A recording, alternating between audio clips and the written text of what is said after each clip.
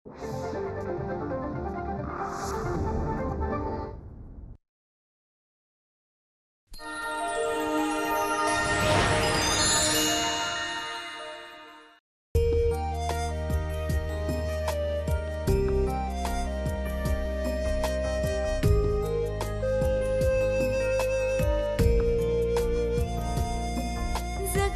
जगता जीवनात यासेही काही येते अन कुणीतरी स्वर्ग सुखाच्या हिंदोळ्यावर नेते वाटे जग हे थिटे त्या पुढे कसली जादू होते मन हे वेडे खुळे भाबडे पुरते गुंतून जाते पण नियतीला रुचते काही तुटतो प्रेम जिव्हाळा आयुष्याच्या वळणावर दैवाचा हा खेळ निराळा. त्याची स्मरणशक्ती गेलीये. हीच तर तुला देवानं चांगली संधी दिलीये त्याला भेटायची, त्याला बघण्याची. हॅलो, हा डॉक्टर, मी आई बोलते. हा आई बोला. शंतनू आहे ना? हो आहे की. नाही म्हणजे मला भेटायचंय त्याला. हो का, मग या की. मला आईचा फोन आला होता. मला घरी येण्याबद्दल खूप आग्रह करत होती ती. माझी काळजी वाटते म्हणत होती ती.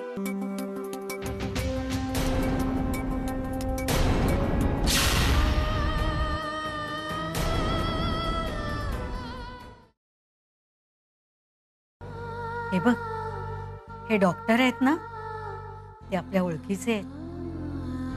खूप चांगला गुण आहे त्यांच्या हाताला. आपले फॅमिली डॉक्टर आहेत ते. तुला नक्की बरं करतील, नक्की लवकर बरं करतील. शंतनू, शंतनू, त्या दिवशी तू का रात्री एवढी दारू पिऊन गाडी चालवलीस रे? तुला माझी आठवण नाही आली?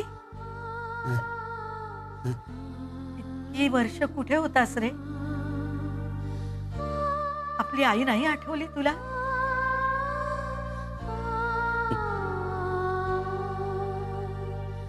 माझी आठवण नाही आली तुला अजिबात? इतका कसा कठोर झालास रे?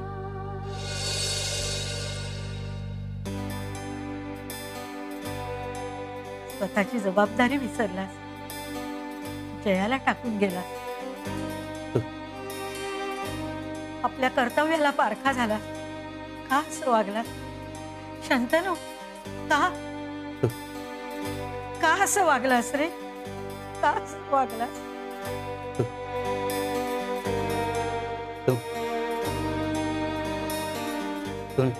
कोण? मी तुझी आई.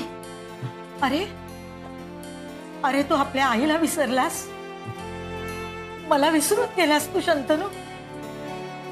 अरे तुला जन्म दिला, अंगा खांद्यावर खेळवलं, मोठं केलं, आणि तू मला विसरलास? आपल्या आईला विसरलास तू? शंतनू, तू असा कसा विचित्र वागलास रे? असा कसा विचित्र वागलास? अरे तुझ्या वडिलांनी आणि मी तुझे किती लाड केले रे, किती स्वप्न रंगवली तुझ्या बाबतीत, पण त्या सगळ्यावर पाणी फेरलेस रे तू.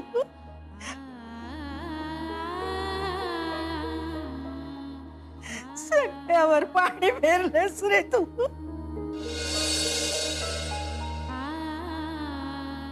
मला सोडलंस, जयाला सोडलंस, पण आमची साधी चौकशी देखील नाही रे केलीस. आम्ही जगतोय की मारतोय? इतका निष्ठुर कसा झालास रे तू? तुझा आमच्याशी काही संबंध नव्हता का रे शंतनू? तू इतका निष्ठुर कसा होऊ शकतोस रे? असा कसा विचित्र वागलास रे तू? माझ्या पोटचा गोळा मोठा होऊन असा निघेल अशी मी कल्पना देखील नव्हती रे केली.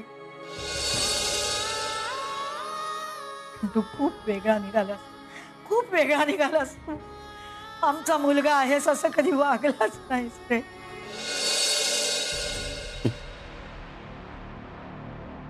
तुझ्या मनात जे जे आलं ते ते तू केलंस. पदोपदी मला आणि तुझ्या वडिलांना दुखवलंस, कारण तू तुझ्या मनाचा राजा होतास. सर्वांची मुलं चांगली निघतात, काही वाईट निघतात, पण पण तुझ्या इतकं वाईट कोणीही निघालेलं नसणार. देवानं मला असा मुलगा का दिला, का दिला, का असा वागलास रे तू, का असा वागलास? अरे इतरांसारखा असतास ना तर तुझ्या भाग्यात जया असती, सुंदर संसार असता. पण तू सगळ्यावर लात मारलीस रे शंतनू. एका चांगल्या भाग्याला मुकलास, स्वतः बर्बाद झालास, जयाचं आयुष्य उद्ध्वस्त केलंस. काय मिळालं तुला हे सगळं करून शंतनू? कुठल्या जन्माचा सूड उगवलास रे शंतनू? अरे अरे इतकी वर्ष कुठे होतास रे बाळा? कशी तब्येत करून घेतलीस रे? कोण असतं तुझ्या बरोबर? काय जेवतोस? कसा राहतोस? तू पुन्हा लग्न तर नाही ना केलंस? एकटा राहतोस का? हा, बोल ना शंतनू. शंतनू बोल ना, काहीतरी बोल ना बाळा. शंतनू, तुझा खूप राग आला होता. तोंड देखील बघणार नव्हते मी तुझं, पण आईचं प्रेम आडवं आलं. राहू नाही शकले मी. बाळा, वासरू कितीही मारकुट असलं तरी गाय जातेच ना त्याच्याजवळ. आले, तुझ्या प्रेमापोटी आले. इच्छा नव्हती तुला भेटायची, पण तुझ्याबद्दल मनात ममता होती म्हणून आले. पण तुझी ही अशी अवस्था बघून हसले रे पार मी मनातून. तू का आलास इथे? का आलास इथे सांग? का छाटतोयस रे असा तू? लवकर बरा हो आणि निघून जा तू दुबईला. निघून जा. माझ्या जयाच्या संसारात नको विघ्न आणू शंतनू. जा तू निघून. निघून जा इथून. जा निघून.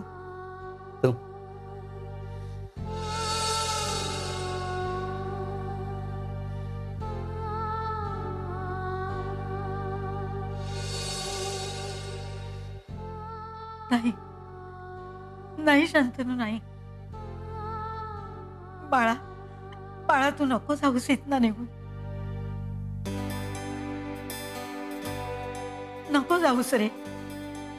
लवकर बरा हो आणि आमच्याच बरोबर राहा. आमच्याच बरोबर राहा. नको जाऊस तू इथनं. हे बघ, मी तुझे सगळे लाड पुरवीन. स्वतःच्या हाताने जेवण करून खाऊ घालेन. तुला भरवीन. लहानपणी जशी भरवत होते ना, अगदी तशी भरवेन बघ. नाही ना जाणार तू? नाही ना जाणार?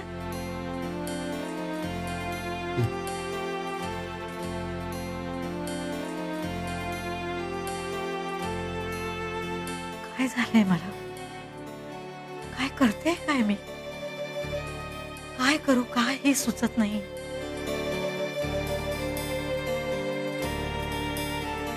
काय बघतोयस रे असा?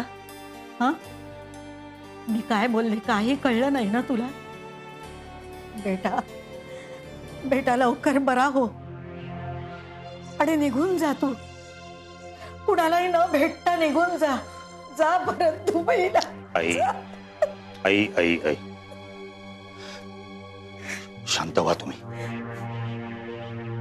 अहो, तुम्ही स्वतःला किती त्रास करून घेताय. अशानं तब्येत बिघडेल तुमची आणि घरी कळलं तर? खरंय तुमचं म्हणणं डॉक्टर, पण नाही आवरू शकले मी स्वतःला. देवानं खूप मोठी परीक्षा घेतली आहे माझी.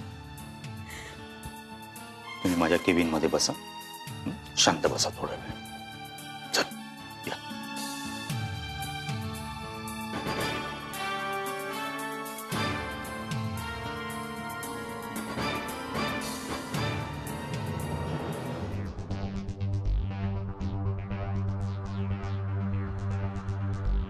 दैवाचा हा खेळ निराळा.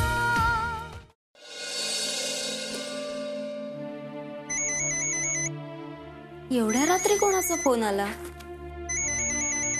आई. हा आई बोल. आई नाही, बाबा बोलते बेटा. बाबा, इतके दिवसांनी तुम्हाला माझी आठवण आली. मला वाटलं माझ्याशिवाय एक दिवसही राहू शकत नाहीत तुम्ही. बाबा, बाबा मला मान्य आहे, माझ्याकडून खूप मोठी चूक झाली, पण त्याची इतकी मोठी शिक्षा देऊ नका मला. असा अबोला नका धरू, नाहीतर मी खचून जाईन. नाही बेटा, अशा परिस्थितीत तू खचून जाणं बरोबर नाही. मला अजिबात करमत नाही बेटा तुझ्याशिवाय.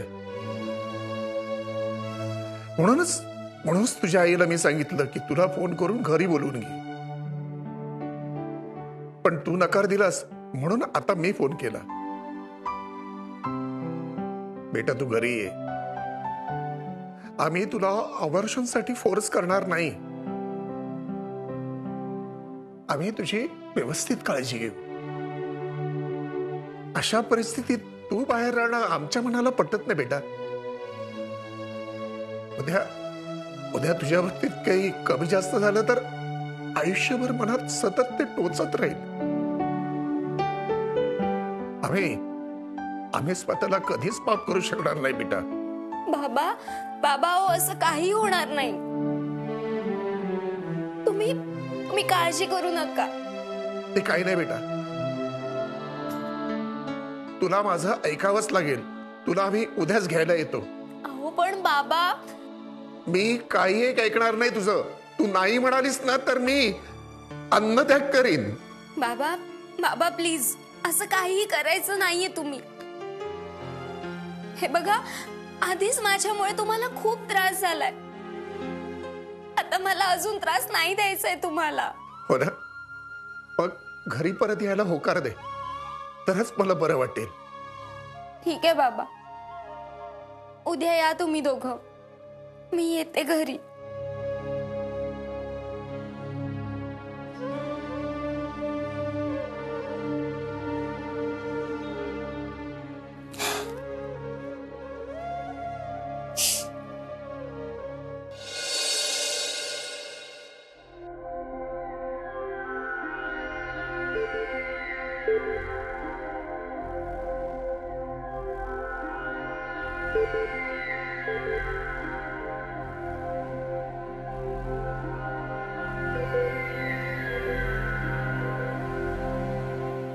काय ग, झोप येत नाहीये ना?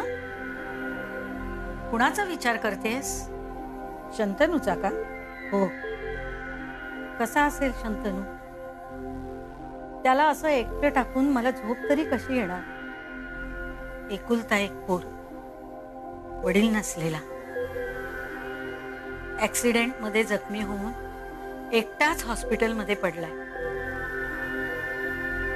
आणि मी इथे शांत झोपले. मला झोप येणं शक्यच नाही. लहानपणी किती लाड केले, किती काळजी घेतली. लहानपणी त्याला एखादी शिंक जरी आली तरी मी लगेच डॉक्टरना बोलवत होते. आणि आता या अवस्थेत त्याला एकटं टाकून मी झोपू तरी कशी शकेन? माझं लग्न झालं त्यावेळी मी 18 वर्षांची होते. त्या काळात लग्न झालेल्या सगळ्यांना वर्षभरात मूल होत होतं. आमच्या घरी मात्र वर्षभरात पाळणा हल्ला नाही, म्हणून मी किती उपाय केले. 4 वर्षांनी शंतनू झाला. बाळ झालं तेव्हा किती आनंद झाला होता मला आणि यांना. मी आणि याच्या बाबांनी ठरवलं होतं आयुष्यभर याला जपायचं, याची काळजी घ्यायची. बाळाचं नाव शंतनू ठेवलं. ही बातमी सगळ्यांना सांगितली. ते जाताना काही बोलले नाही, पण त्यांची हीच इच्छा असणार की शंतनू लाडावलेला आहे, त्याची काळजी घे. आज हे असते तर त्यांनी मला हेच सांगितलं असतं ना की झालं गेलं विसरून जा. शंतनूला माफ कर. मुलं नेहमी आई वडिलांसाठी लहानच असतात. ती रागावली, वाईट वागली तरी आई वडील थोडेच रागावतात. ते मुलांना नेहमी माफ करतात. झालं ते विसर. शंतनूला घरी आण. त्याला त्याचा हक्काचं घर मिळू दे, त्याचा हक्क मिळू दे. आईच्या प्रेमाचा, घराच्या छत्राचा त्याचा हक्क आहे. तो त्याच्यापासून हिरावून घेऊ नकोस. दैवाचा हा खेळ निराळा. तो तुझा मुलगा आहे हे विसरू नकोस. सांग सगळ्यांना, माझा मुलगा 20 वर्षांनी परत आलाय. माझी वाट विसरलेला मुलगा मला पुन्हा मिळाला. आनंदानं सोहळा कर. त्याला जवळ घे. त्याची सेवा कर. त्याला बरं होऊ दे. एकदा बरा झाला ना की मग बघ, 20 वर्षाची कसर भरून काढेल तो. त्याला जाणीव होईल. तो सुधारेल. आता तो मोठा झालाय. तो घराला आधार देईल. जा त्याला घरी आण. असंच सांगितलं असतं ना त्याने. आण आण त्याला घरी आण. मुलगा मिळाला, आनंद झाला तुला. त्याला डोक्यावर घेऊन नाच ना. आनंदानं सगळ्यांना सांग, 20 वर्षांनी माझा मुलगा घरी आलाय म्हणून. वाट वाट, पेढे वाट. सत्यनारायण घाल. शंतनूला आणि जयाला जोडीनं पूजेला बसव. हे त्याचं हक्काचं घर आहे नाही का? हक्काची आई आहे आणि हक्काची बायको. तुला असा विचार करताना थोडी देखील लाज वाटली नाही? तुझ्या मनात आधी असे विचार आलेच कसे?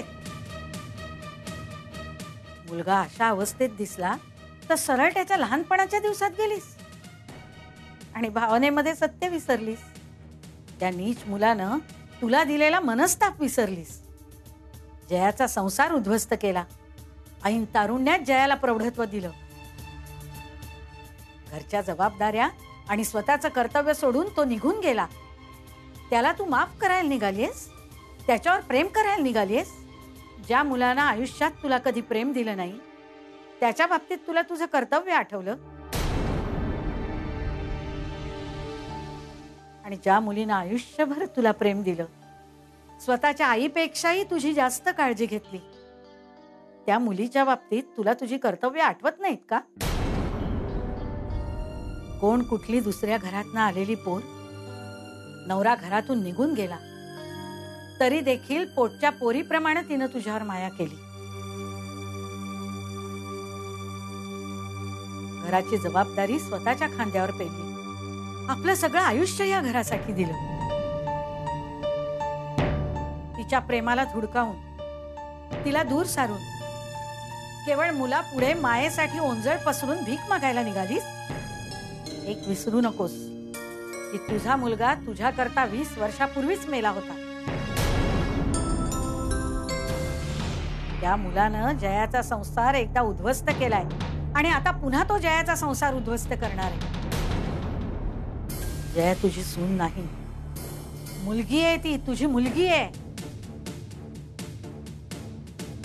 शंतनूच्या वडिलांचा आधार घेऊन स्वतःच्या ममतेला खरं करण्याचा, स्वतःला पटवण्याचा प्रयत्न करू नकोस.